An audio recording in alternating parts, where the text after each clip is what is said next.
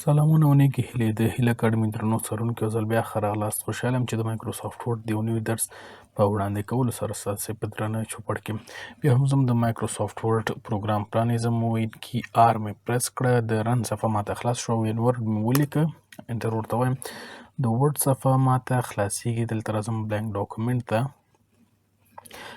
دلته د ډیزاین ټیب کې واټر مارک پورې فکر کوم په تیر درس کې ویلي وو، پیج کلر او پیج بارډرز پاتې دي.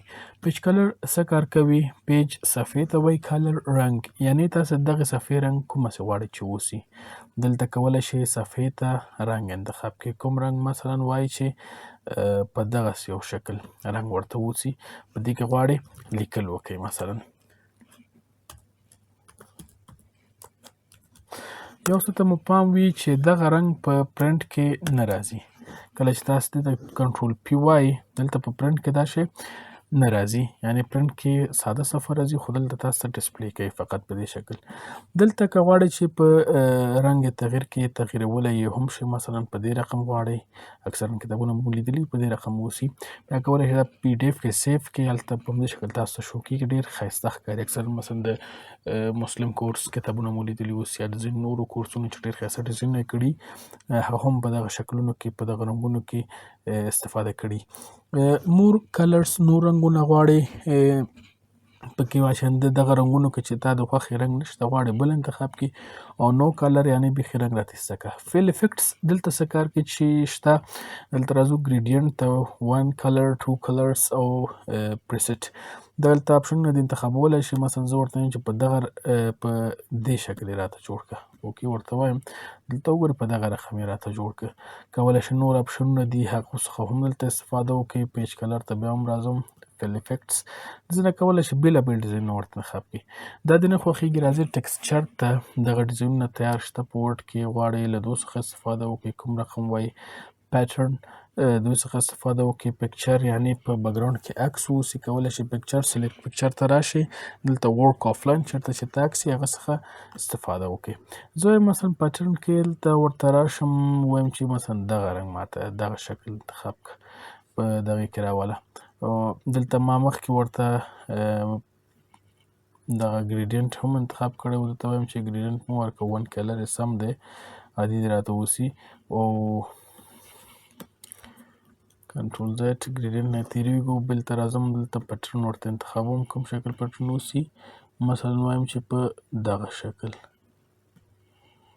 دلته وګورئ، دلته یو رقم دانهدار شکل راغی پکې، کولی شئ نور اپشنونه هم ته انتخاب کړئ.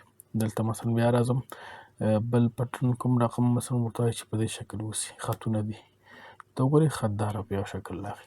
کولی شئ دلته بېلابېل ډیزاینونه ورته ورکړئ. تر دې وروسته پیج بارډر، دا څه کار کوي؟ بارډر خو تاسو پېژنئ چوکاټ ته وایي، پیج بارډر یعنی د دغه صفحې شاوخوا ته یو بارډر یا چوکاټ ورکوي. په دې باندې کلیک کوم، دغه صفحه خلاص شوه. بارډرز ته راځم، کوم رقم بارډر غواړئ یا پیج بارډر، دلته چې راغلی، دلته چې څومره لاندې راځي دلته ډیزاینونه دي، کومه سې غواړئ، دا ټول د بارډر شکلونه دي، کوم رقم چې غواړئ کولی شئ ورته انتخاب کړئ له دې څخه. مثلا وایي چې دغه شکل بارډر، اوکې ورته ووایه، په هماغه شکل بارډر تا ته راغی.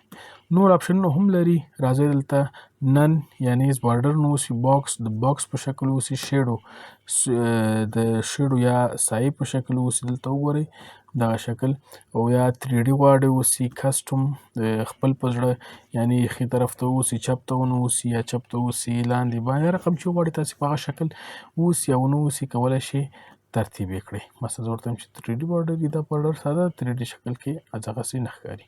کلر کوم رنګ واوسي، مثلا زه ورته وایم چې سور واوسي، دلته راځم انتخاب مې کړ، بارډر سور شو، کولی شئ له دې څخه ورته رنګ انتخاب کړئ، یا زه مثلا ورته وایم چې همدغه تور سم دی. او دا بارډر څومره واوسي، دا وګورئ دې بارډر کې بل سایز نشته، خو نور بارډرو کې اکثرا سایزونه وي، مثلا بالخصوص په ساده بارډر کې چې دغه خط دی، په دې کولی شئ پیړ خط ځینو کې ورته انتخاب کړئ، خو له دغه څیز څخه کولی شئ تاسې ورته د بارډر سایز انتخاب کړئ، ویت یا پیړوالی. آرټ برخې ته راځو. دلته وګورئ په بارډر کې نور شکلونه هم شته. دغه ډیزاینونه چې تاسو دلته ښکاري دا هر یو کولی شي دلته بارډر کې استفاده کوي. مثلا خپل موضوع ته په کتو کولی شي ساده بارډر ورکړي یا ډېر شوخ ډیزاین. دلته اکثرا ډیزاینونه شته پکې خو شوخ ډیزاینونه دي. مثلا زه دغه ته وایم لکه هغه سیمداره کتابچې چې ورق هم تشکولي په هغه شکل بارډر. دا وګورئ دلته راغی. کولی شي دلته څومره نور وګرځي او نور اپشنونه هم ورته انتخاب کړي پکې موجود دي. مثلا راشئ نور شکلونه وګورئ. مثلا دغه شکل کونج کې فکر کوم قیچي په شکل ده، دا مې انتخاب کړه، په دغه شکل راغی. دلته چې شو ویت دلته وګورئ اوس دا اپشن فعال شو. همدومره پیړوالی صحیح ده، که یې زیاتوي زه ورته وایم چې دا زیات شي. مثلا 21 پورې حد اکثر یې ده، دینه نه زیاتېږي. 21 مې کړ په دغه سایز شو. کولی شي دینه نری هم کړي، کولی شي دینه زیات هم کړي. او د دې تر څنګ په دغه برخه کې دا پاس بارډر یعنې غواړي چې پاس بارډر دا ګورئ اوس ټول د څلور واړه سلیکټ شوي دي. که چیرې مثلا غواړي چې چپ طرف ته بارډر نه وي، لاندې طرف ته اوکې ورته ووایه، دلته راشئ لاندې بارډر نشته، دلته هلته مې انتخاب ورته ایسته کړ. مثلا ورته وایم چې چپ طرف ته دې بارډر نه اوسي.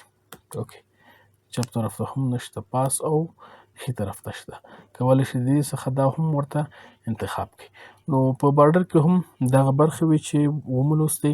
نو په دې درس کې مو د پیج کلر او پیج بارډر چې ډېر اسان درسونه وو ومویل. په راتلونکي درس کې به انشاءالله پیج لې آوټ وایو. نو په دې کې هم ډېر مهم درسونه دي، مارجنس، اورینټیشن، سایز، کالمز. دا چې کوم کارونه کوي په راتلونکي درس کې به په خیر سره ولولو. نو خدای دې وکړي چې یو څه مو له دې درس څخه زده کړي وي. تر بیا ښې چارې.